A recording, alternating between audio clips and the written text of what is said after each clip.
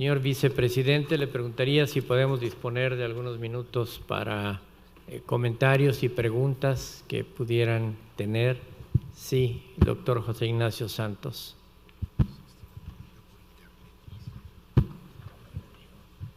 ¿De dónde viene? Gracias, doctor Wolpert, y felicidades a los expositores. Tengo una pregunta específica para la doctora Dehesa y tiene que ver con el tema de hepatitis C. Obviamente, conozco algunos estudios muy locales sobre la incidencia o la prevalencia, más bien dicho, de hepatitis C. Mostró una diapositiva donde señala que en Estados Unidos ya hepatitis C ha rebasado a HIV. Indudablemente la misma situación existe en México. La pregunta es, ¿tenemos estimaciones numéricas y lo que implica en costo para el sector salud? Claro que la universalización de servicios no va a aplicar para hepatitis C, pero obviamente hay que pensarlo en ese contexto, que en algún momento dado el IMSS va a poder, la Secretaría, el ISSSTE no, entonces obviamente esos pacientes van a tener que acudir a un sitio donde se les pueda brindar un tratamiento costoso pero efectivo, porque al contrario, digamos, el no dar ese tratamiento implica un gasto adicional para el sistema de salud.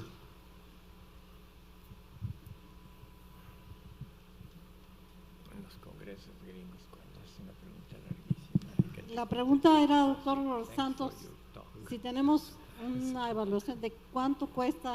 No, ¿cuántos son? ¿Cuántos son y qué implica? Sí. Lo que cuesta, no sé, pero más o menos son 1.2 a 1.5% en total. O sea que serían 1.600.000 sujetos que están infectados por hepatitis C, aproximadamente, porque como que todas las estadísticas son como parciales, son más frecuentes en los países, en las ciudades fronterizas, o bien en el sur, en el sureste, también es más frecuente, en el centro es menos, pero aproximadamente póngale 1.700.000 pacientes infectados, de los cuales solamente probablemente el 25% sepan que están infectados, lo cual es terrible. Viene siendo 4 veces más que HIV. Que HIV, claro, son 4 pacientes de hepatitis C por 1 de HIV.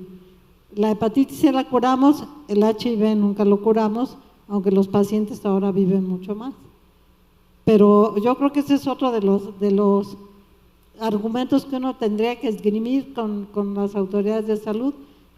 Los podemos curar, ya el paciente, si se cura cuando no tiene fibrosis, el paciente ya se vuelve, ya no es paciente, ya es un sujeto sano, y la posibilidad de recaída hasta este momento es mínima con las nuevas terapias. ¿Cuándo vamos a tener las nuevas terapias? Yo creo que ya pronto, pero así siempre nos han dicho, ya pronto. Tenemos 4 de las que yo mencioné y están accesibles, pero no en el sector salud. Si uno puede ir a la farmacia y la compra y le cuesta 880,000 pesos o le cuesta $1,000,000 de pesos, y eso obviamente pues uno no lo puede pagar. Ni con la consulta que tuviera yo, como la del doctor Kersenovich, podría yo pagar el tratamiento. De manera que urge que nuestras autoridades de salud acepten los medicamentos, porque van a tener un precio mucho menor, y por otro lado, además, pues los vamos a tener accesibles en el Seguro Social, en el ISSSTE, en Sedena, en Pemex, en todos lados. Y entonces van a aparecer los pacientes, estoy segura que van a aparecer. Y si lo que hablamos esta mañana de que la obesidad y la diabetes se asocian con hepatitis C, ya los endocrinólogos nos dijeron hoy en la mañana que les van a pedir hepatitis C, virus de hepatitis C a todos los pacientes anticuerpos C, a todos los pacientes diabéticos, y estoy segura que vamos a encontrar mucho más. Entonces yo creo que vale la pena tratarlos, porque les vamos a ahorrar muchísimo dinero a futuro al sector salud. Lo que la Fundación Mexicana para la Salud Hepática ha hecho con las autoridades de salud es precisamente sensibilizarlos y comentar con ellos esto, que el tratar, aunque sean medicamentos muy costosos en este momento, pero el tratarlos a los enfermos, no solo a los que tienen ya cirrosis hepática o fibrosis muy avanzada, sino tratar al mayor número de pacientes, va a traer ahorros muy considerables para el sector, no de aquí al 2018, pero sí en los años por venir, porque el número de complicaciones de los pacientes, incluso aquellos con cirrosis, que van a seguir con la cirrosis, pero las complicaciones e ingresos al hospital por encefalopatía hepática, por sangrado digestivo, por peritonitis bacteriana espontánea, por la necesidad de trasplante de hígado, si bien no se van a ir a cero, pero van a disminuir y ahí el ahorro va a ser muy considerable. Como ustedes saben, las sesiones de la Academia Nacional de Medicina se siguen también por internet y tenemos aproximadamente 2,000 seguidores en este momento. Y una pregunta que llega por internet para el doctor Kersenovich es la siguiente: en relación con el consumo de alcohol, ¿cómo se diferencia la impulsividad de la adicción? ¿Cuáles serían las características? Bueno, yo creo que relativamente fácil, en el sentido de que el que tiene adicción no puede dejar de estar tomando alcohol. En cambio, aquel que tiene un fenómeno de impulsividad puede pasar meses o semanas sin tomar alcohol, y el problema es que cuando toma alcohol lo hace en forma impulsiva. Y de eso hay muchos ejemplos. Ahora, se entremezclan los dos, aunque es posible diferenciarlos, se entremezclan los dos. En el trabajo que presentó el doctor Contreras de cómo poder mejorar el sistema de procuración de órganos en México, en la situación ideal hay algunos cambios que sugieres que caerían en las autoridades del sector salud, pero quizá otras en el poder legislativo. ¿Podrías tú diferenciar cuáles de ellas inciden directamente en las autoridades de salud y cuáles los médicos tendríamos que hacer el cabildeo en el poder legislativo para modificar alguna ley si esto fuera necesario? Sí, doctor, muchas gracias. Desde luego que necesitamos cambios importantes en la ley. Mucho se ha hablado recientemente acerca de si los donantes deben ser donantes tácitos o no. Tenemos que encontrar maneras de incentivar la donación. Y la gente, se ha estudiado también esto con anterioridad, si el Producto Interno Bruto de un país determina o no que aumente o disminuya la tasa de donación, y lo que se ha demostrado es que es la organización lo que hace que se favorezca o no la donación. Necesitamos cambios definitivamente en la ley para facilitar los procesos de donación. Es muy difícil para una persona que en uno de los peores días de su vida se le diga: oye, tu ser querido tiene muerte cerebral, se va a convertir en un donador, uno acepte eso porque era la voluntad del ser querido, y después tener que saber que hay que trasladarlo a otro hospital para que se lleve a cabo el proceso. Si además sumamos que la muerte fue por traumatismo, pues hay que ir a un ministerio público que está fuera del hospital habitualmente para llevar el proceso legal. Todas estas cosas se pueden modificar en la ley para facilitar el proceso, y necesitamos hacer conciencia y mayor educación dentro de la sociedad civil y la sociedad médica. Frecuentemente vemos nosotros pacientes que se les dice: esto no es para ti, tú no eres candidato para trasplante, y cuando uno averigua realmente no existe una razón de peso en el tema. Platicábamos que hay alrededor de 20,000 muertes al año de personas con enfermedad crónica terminal del hígado. Pues deberíamos intentar trasplantar a muchos de ellos. En Estados Unidos el año pasado se hicieron 6,000 trasplantes de hígado, aquí solo 150. Tenemos una diferencia muy alta que llenar para favorecer a nuestros pacientes. Y sin embargo, el número ha aumentado considerablemente con los buenos resultados que ustedes han tenido en el Instituto Nacional de Ciencias Médicas y Nutrición Salvador Subirán. Veo por aquí al académico Mario Vilatobá. ¿Dónde estaba? ¿Lo veía? Mario, ¿tú quisieras comentar algo en relación a este tema? ¿Qué es lo que ha hecho que el programa que ustedes dirigen en nutrición sea tan exitoso, y cómo podría llevarse esto a otras instituciones en el país. Sí, muchas gracias, doctor. Bueno, creo que Alan ya mencionó muy claramente cuáles son los puntos importantes, la actualidad de nuestro país, pero si hay algunas modificaciones que hacer, sería particularmente en lo que es profesionalizar los trasplantes. Creo que los trasplantes en nuestro país no son completamente profesionales, se tienen que hacer de repente por pasión, por cariño. Nosotros en el instituto lo hemos incrementado por convencimiento, pero pues son esfuerzos individuales, y para poder conseguir que en el país se incremente de una manera adecuada, no solamente en hígado, en corazón, en páncreas, intestino, creo que se tiene que sentar uno a platicar con las autoridades para considerar esto como pues algo que es muy demandante, que toma mucho tiempo y que va a impedir que se realice con mayor intensidad si tenemos que hacer otras actividades o no es de tiempo completo, si no está completamente profesionalizado. Muchas gracias. En relación a diabetes e hígado, si se logra en México la universalización de los servicios de salud, cuando menos en el primer nivel de atención, ¿cuál sería el consejo, si es que se puede hablar en estos términos, para que la educación en este primer nivel de atención, la educación de los prestadores de servicios de salud, pudiera aumentar de tal manera que hicieran conciencia de esta asociación y pidieran los estudios necesarios o modificar estilos de vida? ¿Cuál sería el consejo de ustedes para este primer nivel de atención a todas las instituciones del sector, si es que van a tener la universalización de los servicios?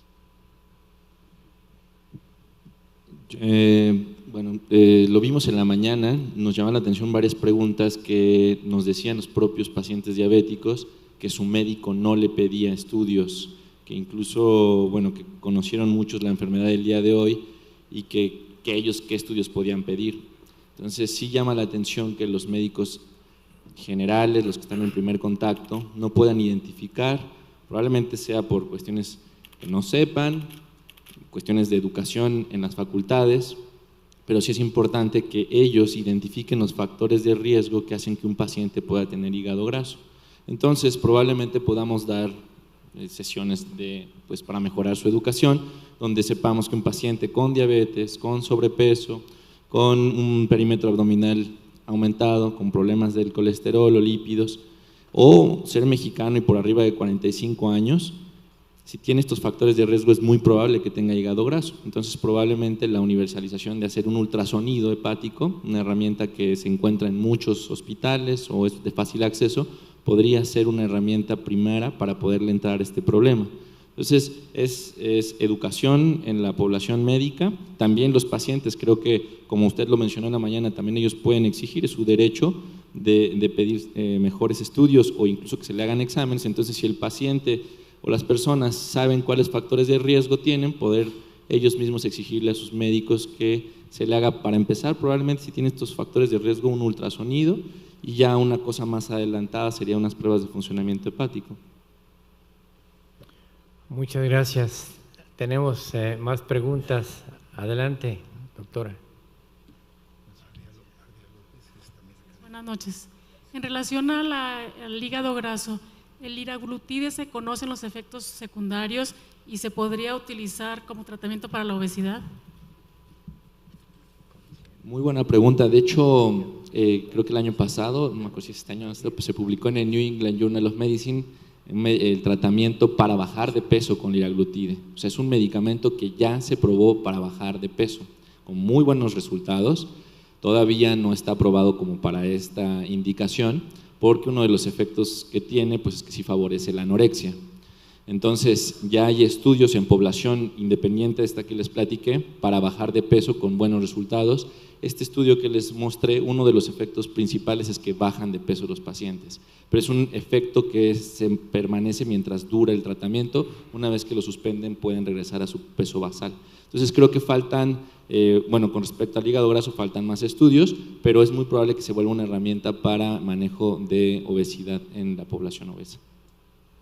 Esta pregunta de la doctora López es muy pertinente. No sé si quisiera usted comentar más, agregar algo, hacer otra pregunta aprovechando. Mi pregunta va en relación a que la asociación entre diabetes e hígado graso no me sorprende, pues, porque el hígado graso se relaciona con resistencia a la insulina, igual que la obesidad y la inflamación, el efecto lipotóxico, ¿no? Entonces, si tiene efecto para el hígado graso, debe también tener efecto para la obesidad, no solamente para bajar de peso, sino para disminuir todos los demás efectos que trae consigo la obesidad, que es principalmente el factor inflamatorio, ¿no? De hecho, cuando les puse la pirámide, hice énfasis en lo de los cambios en el estilo de vida, porque eso sí, o sea, eso sí se ha demostrado. Recientemente se publicó un estudio en población cubana, donde pacientes con esteatohepatitis demostrada con biopsia fueron sometidos, bueno, sometidos suena muy feo, pero se les invitó a realizar dieta y ejercicio, pero eran sumamente vigilados, y a los 6 meses se evaluaba otra vez biopsia y se demostró que aquellos pacientes que llegaban a perder más del 5% basal del que tenían, podían parar el daño hepático, y los que incluso alcanzaban más de 10% de la pérdida de peso lo echaban para atrás, o sea, había regresión de la fibrosis.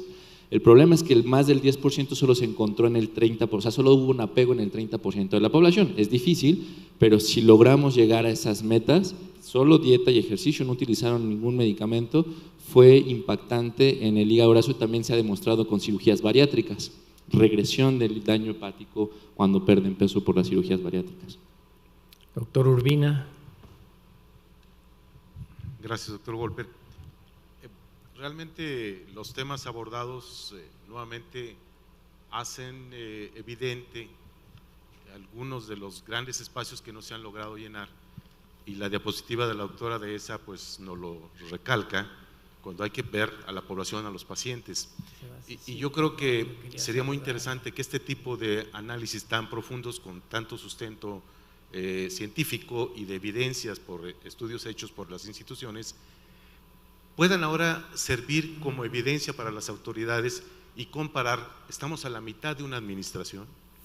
¿Qué ha pasado con esos programas, el programa sectorial de salud, los programas de acción específica, las estrategias nacionales? Porque los orígenes que de esto son las causas, no los efectos, y aquí estamos tratando de resolver los efectos. Entonces yo creo que es una gran oportunidad nuevamente que no debemos dejar pasar, para que a esta evaluación de mitad de camino que está haciendo en todo el sector público, en particular en la política social, pues la academia pueda contribuir, y la fundación, para dar esta evidencia con números, porque es un problema de financiamiento. ¿Cuánto cuestan los biomarcadores? ¿Cuánto cuestan los inmunosupresores para los que logran tener al final un trasplante? ¿O cuánto cuesta el tratamiento de insulina e hipoglucemiantes? Yo creo que si 7 de cada 10 tenemos sobrepeso y obesidad, pues hay que irnos más abajo, y hay que irnos ahora con los niños que están obesos y los adolescentes. Entonces, creo que no va a haber recurso que alcance si cada año hay 2.2 millones más de mexicanos. Entonces, creo que hay que incidir. Estamos a la mitad de una administración, y ojalá estos foros y lo que se dijo hoy en la mañana pues puedan influir en las autoridades. Gracias. Gracias, doctor Urbina. Se nos ha terminado el tiempo, pero hay una pregunta todavía. Si pudiera ser muy breve, doctor, por favor. Sí, en el tratamiento para las personas que sufren de adicciones, en los centros hospitalarios de atención que tiene el Distrito Federal, o no, aquí en, bueno, próximo a lo que es Pantitlán, utilizan metadoxina y ademetionina, que actúan pues a nivel de hígado detoxificando, pero ¿hay alguna consideración al respecto de estos dos fármacos, y qué tantas máquinas para pues sí bajar la temperatura corporal hay en México, si se tiene registro, para lo que es trasplantes? Gracias. Lo que es evidente que en pacientes con hepatitis C, por ejemplo, que adquirieron la enfermedad por adicción a drogas y compartir jeringas todo lo que es la administración endovenosa de drogas ilícitas, está siendo la primera causa de hepatitis C en muchos países. México va a aumentar desde luego. Y estos pacientes están siendo tratados con metadona para quitar la adicción y quedarnos solo con el problema de la hepatitis C. ¿Qué número de enfermos con hepatitis C por drogas se han tratado en México que estén en los programas de metadona? Yo no lo sé, pero si tienen el dato se puede informar. Pero está siendo el problema principal en muchos países, hepatitis C y las complicaciones de la hepatitis C en enfermos adictos a drogas, y están en países como Georgia. La doctora de ese y yo estuvimos recientemente en un evento en donde se mencionó que todos los enfermos con hepatitis C por adicción a drogas y compartir jeringas y equipos de contaminados de uso endovenoso, todos ellos están en programas de metadona. David, ¿quieres comentar algo? Sí, eso es muy importante porque uno de los problemas con hepatitis C es la posibilidad de reinfección, y eso tiene que quedar claro. No nada más es que se elimine el virus de la hepatitis C, sino que la persona se puede reinfectar. Entonces, a la hora de decidir la conducta terapéutica o a quién tratar o cómo hacerle, hay que tener en cuenta que el adicto debe de haberse rehabilitado en forma importante. Muchas gracias, doctor Kersenovich. Se nos termina el tiempo. Quiero agradecer nuevamente a la mesa directiva de la Academia Nacional de Medicina la posibilidad de que la Fundación Mexicana para la Salud Hepática celebre dentro del Día Nacional de la Salud Hepática esta sesión conjunta, y este es pues nuestro 10º aniversario de esta actividad. Muchísimas gracias y buenas noches.